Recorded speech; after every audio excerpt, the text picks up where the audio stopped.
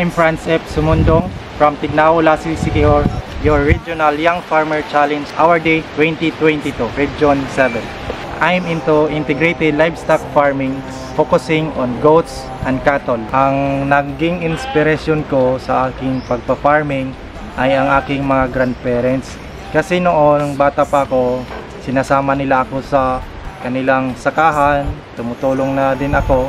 Yun ang naging tulay para kumuha ako ng kursong agrikultura at pagka-graduate ko sa kursong Bachelor of Science in Agriculture, Major in Animal Science, agad akong nagsimula paunti-unti ng aking farm. Simula ako sa native breeds of goat and one-head cattle. Sa ngayon, konektado ako sa Municipal Agriculture Office sa lungsod ng Maria as Agricultural Technologist. As an Agricultural Technologist in Livestock, nakatulong ito para ma-apply ko mismo dito sa aking farm at makatulong na rin sa ibang taong nangangailangan sa aking services. Year 2017, nagsimula ako mag-alaga ng native goats, composed of 7 heads, and then napagtanto ko na medyo maliit lang ang kita sa native goats, kaya binenta ko at nag-upgrade ako into boer goats. Nag-alaga din ako same year ng 2 heads cattle. 2022, nalaman ko na may programa ang DA, Young Farmers Challenge. Hindi ako nagdalawang isip na sumali. Luckily, nanalo ako up to the regional level at yon ang nakatulong sa akin para pang-expand ang aking farm. Ang farm ko ay solo ko minamanage at ito ay kasulukuyang nakarehistro sa DTI.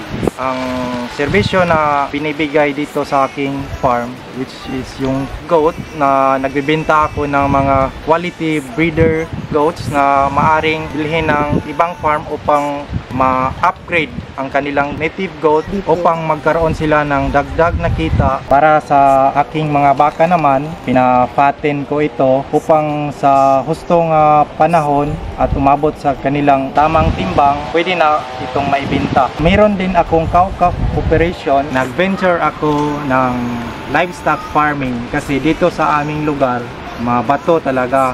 At ito ay nakita kong oportunidad kasi napaka-suitable ito sa pag-aalaga ng kambing at baka.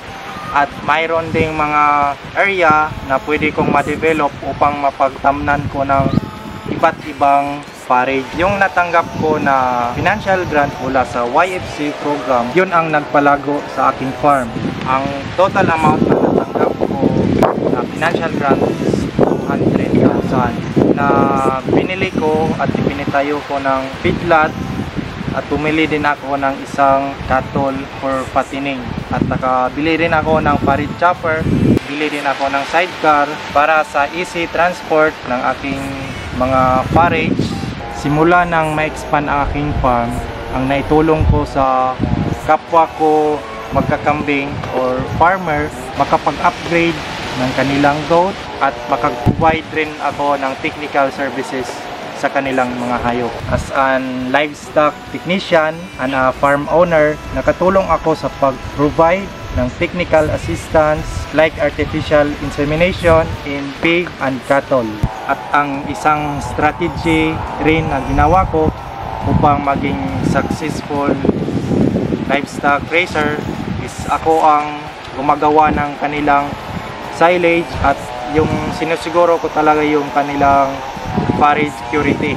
At meron akong sapat na pagkukunan ng Napier and other nutritious na forage at food supplement gaya ng kamuting kahoy. Gusto kong magpasalamat sa Panginoon at sa pamilya ko na palaging sumusuporta sa akin, and also rin kay Senator Amy Marcos through the Department of Agriculture sa financial grant na natanggap ko.